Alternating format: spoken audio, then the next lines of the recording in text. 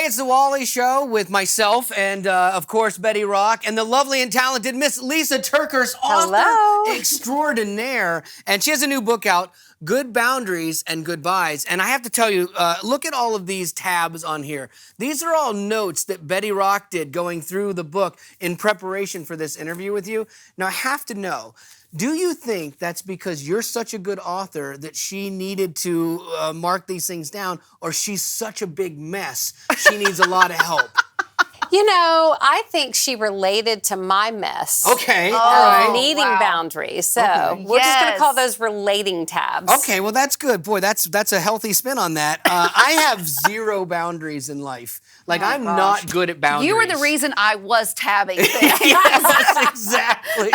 And it's exactly what you were talking about. Like, I think this book resonated with me so good is because it felt like I was sitting with a friend who totally empathized with my need to people please, my need to have everyone think that I am good and to think the best of me. So it felt like I was sitting down with a friend and they were like, oh yeah, I totally get where you're coming from. So I really appreciate your book. I'm so glad. You know, I write my books from my point of struggle, not from my point of strength. And I really do want my reader to go on a journey with me. In the beginning of the book, I always want people to feel understood before they're taught. And so it's important for me to know the depth of the pain that this struggle has caused them. Personally, I know the depth of their pain. Therefore, they can trust my advice on a different level. Well, and I think, too, that when advice comes from someone who's actually been there, it has more depth to it than it does from someone who's speaking from the outside, being like, I've never been where you are, but I'm going to give you advice on it. So you saying you speak from your own struggle, I was kind of surprised when I started reading the book, you were very open about your marriage and the breakdown of it. So were you a little bit afraid about being open about that in this book? Well, I think because people have been reading my previous books and have known, you know, I don't share detail about what we went through, but I do share my part of the emotional fallout that happened and my emotional response to what happened.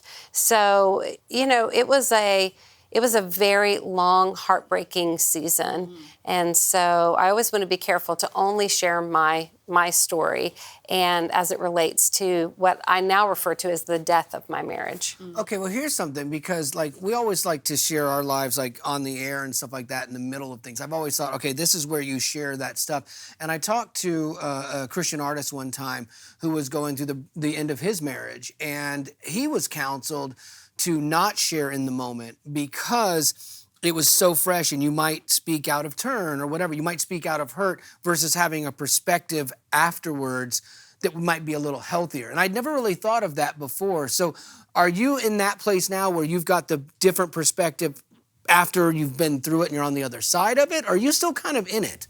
Well, I do think that I'm slowly on the other side of it now. But I think it will always cause me a deep, deep sense of sadness. And, but that's because what I had was so precious. If it wasn't so important to me, then the sadness wouldn't linger. But it really is a death. And you know, if you've ever lost someone you love, the pain gets less intense, but there's still sadness around them being gone. And that's the way I kind of view this. But here's how I know that I'm ready to share or not ready to share.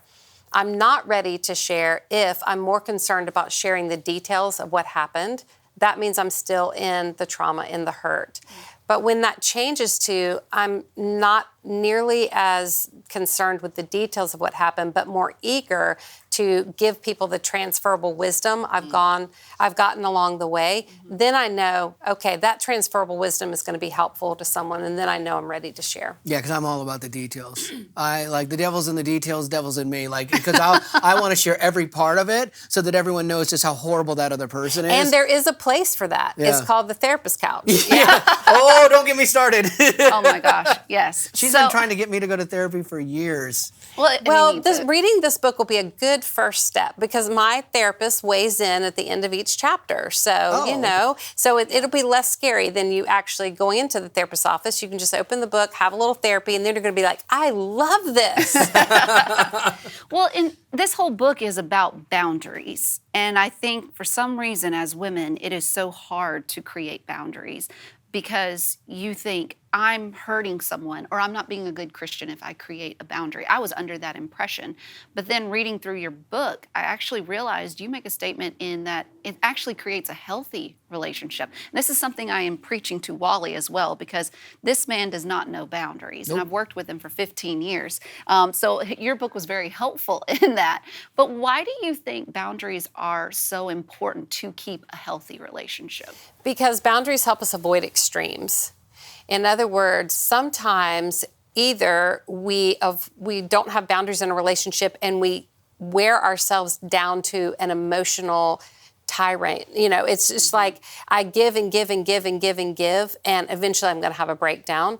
Or I carry it all the way to this extreme, which is where I'm shoving people away and saying no to everything. Mm-hmm. So boundaries allow us to avoid extremes and come back to the middle. Boundaries allow us to pursue healthy relationships, and boundaries help us see which relationships are already pretty healthy. Healthy people like healthy boundaries.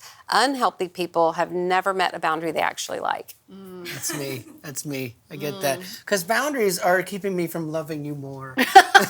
Well, let me show you something. You're already doing boundaries really well.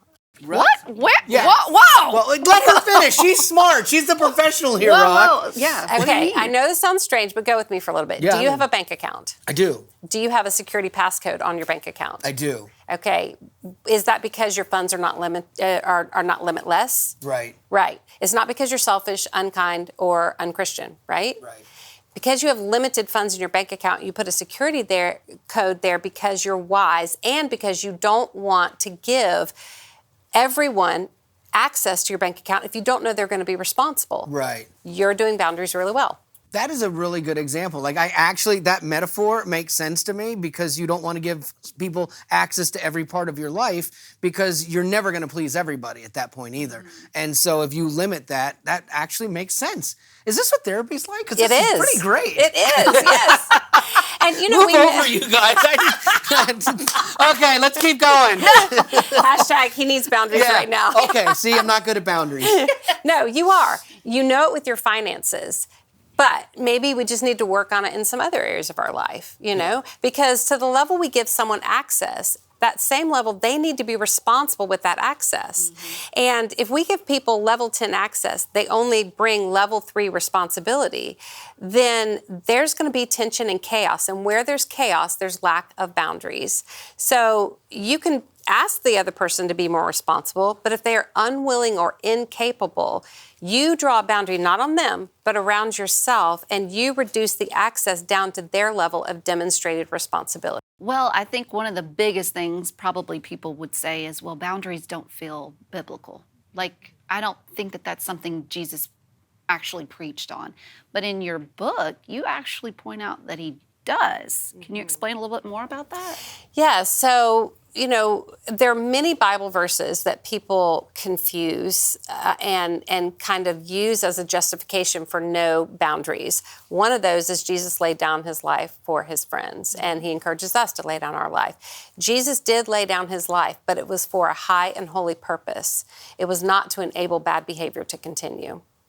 And so if you go all the way back to Genesis, God established in Genesis 1 the foundations of the world using boundaries. He separated the light from the darkness. That's a boundary, right? Boundaries are not supposed to be overly restrictive. They're not supposed to be controlling, manipulative, or used as punishment. Boundaries establish where the freedom exists so we can run free within acceptable limits. And we are all limited. Only God is limitless. We're limited not because we're selfish, unkind, or unchristian. We're limited because we are human. Yeah, and so you brought up another thing about the people pleasing. I'm just going to say one other thing. I struggle with people pleasing too. Mm-hmm. But I've discovered it's not just to please that other person or to try to keep them happy. It's because I fear they will take from me, if I don't keep them happy, they'll take from me something I feel I can't be okay with in this world if they take it away. Yes. And one thing that I wrote in my journal one day as I was really processing this with the Lord, we will always desperately want from other people what we fear we will never get from God. Well, and I had written down this like quote that I had seen. It was on page 102, if you want to check it out. But you said, if I set boundaries, someone will no longer see me as I want them to see me. They will no longer believe the best about me. And there's something inside of me that really wants them to believe the best about me. So reading that made me realize, as a Christian, you're supposed to find your identity in Christ. And if we believe what he says about us, then we won't be insecure. We won't be looking for someone to tell us how great we are from another person. So I was starting to realize the reason why I have a problem with creating boundaries is because sometimes I like to find my identity in someone else. And I didn't realize that. Yeah, and I think it's important to shift our mindset that we need to live from a place of acceptance. Christ has already accepted us. We need to live from that place of acceptance and approach relationships that way. We need to live from a place of love. God has already established how much he loves us. So we need to live from that place of love, not for love. And, sometimes I find myself when I walk into a room and I'm starting to feel social anxiety because everybody already has someone to talk to. And I walk in and it's awkward and tense, and I go find the guy serving the Diet Cokes and just make him talk to me. Make him your new best friend. Hey, girl, hey. I know, exactly. But the Lord has really challenged me to walk in that room and live from a place of love, live from a place of acceptance, and that I need to bring the peace of Christ into that room. I need to bring a loving atmosphere into that room. And I need to realize everybody else in that room is desperate for acceptance too. Mm-hmm. And so instead of begging people for scraps of that to make me feel better, I can live from that confident place of God loves me and God accepts me, and I can bring that into the relationships that I have. And I think you're a perfect example of what good counseling can do for you. This isn't an intervention, Rock. That seeing a counselor can help you through difficult times. I know I've seen a counselor on my own before, but if we have someone that's thinking, I think I have a problem with making boundaries. Like you said earlier, you have Jim, your counselor, who after every chapter kind of puts his 2 cents on what you're speaking on. How did you know Jim, your counselor, was a good fit for you? And then what are some things that others can look for to find that good counselor? Well, I knew Jim was going to be a good fit for me because he was trained in the exact issues that I was facing. And that was partner trauma and really him understanding. He has a history of, and he's very open and will share this, but he has a history of pornography addiction that almost ruined his marriage. And so he's done his work. You want to find a counselor that is trained in the specific area that you need help in, and that they themselves understand brokenness and that they've done their work. And that means that they themselves have gone and gotten counseling help. And I think that that's really important. But the number one thing that really made my heart feel safe with Jim is the first time I opened up and I shared what I'd been going through. He didn't immediately start instructing me. He said, I believe you. And that's an atypical guy thing, though, because guys typically, we want to solve your problems, give you all the advice you need, and because that's just kind of how we're wired. So that's really unique, I think, from his perspective, as not only a counselor but as a man. Yeah, and sometimes when you've gone through a lot of relational trauma and relational hurts, it can make you start to feel crazy. And so when I shared the story, I was so afraid that Jim was going to go, yeah, you're crazy, And I'd been told that I was crazy and I felt crazy. But when Jim just simply said, you know what, I believe you. And then he followed it up. And Lysa, you are not crazy. And that was such a gift to my heart. So where do you think you would be? Like we know the Bible is there for us and, we can always pray and all those things. But where do you think you'd be in this process if you hadn't sought help from a counselor? Where do you think you'd be? I'm afraid that the bitterness that came at me would have gotten down inside of me. And I think I would have just gone through that constant swirl of being a victim, feeling like this had been done to me, feeling like someone else had hijacked my emotions and my life that I very much loved. And I think I would not see a hope for the future. But even more tragic, healthy bonds with healthy and unhealthy bonds with unhealthy. And I think if I remained unhealthy, I would continue to draw people to me that were also unhealthy. Because you're looking for them to give you satisfaction, like tell you and your identity, like, yes, you are enough, you are enough. So yeah, those people that are unhealthy are going to be attracted to the unhealthy, and it's just a spiral that keeps on going. It is. Well, if we have someone who's thinking maybe I'm in a relationship that does need to have some boundaries to it, are there telltale signs that you should look for in a relationship where okay, I need to do some boundary checking? The minute you start saying in a relationship, I can't take this anymore, or the minute you start saying, this is never going to get better, or the minute you start telling your friends, I don't know what to do, this situation is making me feel crazy. When you start having those kinds of hopeless statements, you can very easily scan the landscape of your life, identify where there's relational chaos, and that's where you need boundaries. I'm curious, like in going through counseling as it pertains to your marriage and the disillusion of that, I'm real curious, like, I know it takes time to work through that. But is there something for someone who's kind of like, okay, I'm not even sure I can do therapy right now, but I know my marriage is not where it needs to be. Is there anything like a nugget of wisdom that you can give somebody based on the time that you've spent doing the work that is like, okay, here's a good starting place for you if you're not in a place with your marriage where it's in a good spot? Yeah, well, there's a big difference between having marital difficulties and being in a destructive marriage. Exactly. Yeah. And so I think you have to be honest with yourself. Marital difficulties, that's pretty normal. I mean, in any relationship, we're going to have difficulties. You throw two sinners in, close quarters together, and there's going to be relational differences, which can sometimes turn into difficulties. So that's very different. You work on those things. Maybe you go see a marriage counselor, and you work on the difficulties to make improvements in the relationship. When there's a destructive marriage, we have to remember love was meant to draw us together, not tear us apart.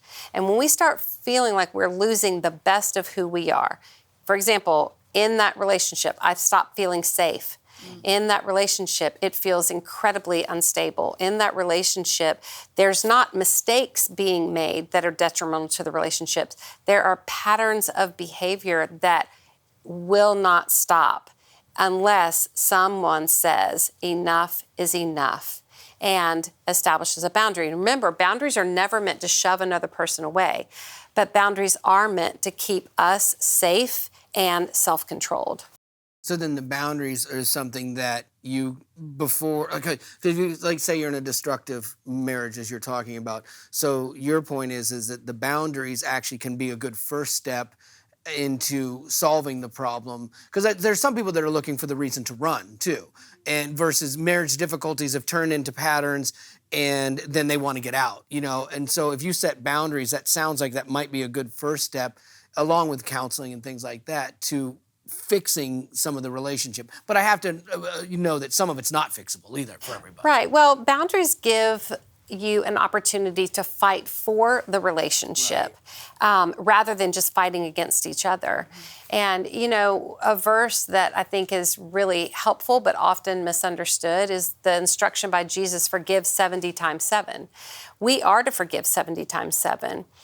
But if someone has relational patterns or toxic behaviors or maybe even something that is dangerous to the other person, we're not supposed to stand so close to them that we get destroyed in the process. We need to create enough distance between us and that other person that if they never change, we can forgive them 70 times 7 without getting destroyed in the process. Yeah, I think people misunderstand that. They think that forgiveness means you have to have good relation with that person and be their best friend. And I don't think that that's the case, because for some people it's detrimental for them to be in proximity to other people, you know. And so setting that boundary of being able to say, I do forgive you, but I can't be around you is I think that's okay. Yeah, and love should be unconditional, but relational access should never be unconditional. You know, if we're going to allow someone access to us, we can love them. You know, God instructs us, love God, love other people. We can love them, but we don't have to give them so much relational access to where that love becomes the exact opposite of what God intended for love to be. So we can love, and at the same time, we can assess relational access, what's safe, what's sustainable, and where can we stay self-controlled in the process. Well, my last question that I want to know is, I mean, obviously, I love this book, but what would be your one hope or your one wish, your one takeaway that you hope people will get from this by reading this book? I pray that people will start to have the biblical confidence to understand that boundaries are not just a good idea, they really are God's idea. And that if we can have the biblical confidence that boundaries are good and it's for the sake of healthy love and it's for the sake of fighting for our relationships, and the emotional fortitude to read the book, maybe even use some of the scripts in the book if they don't know how to communicate healthy boundaries. But when someone has the emotional fortitude and the biblical confidence to draw healthy boundaries lead to healthy relationships.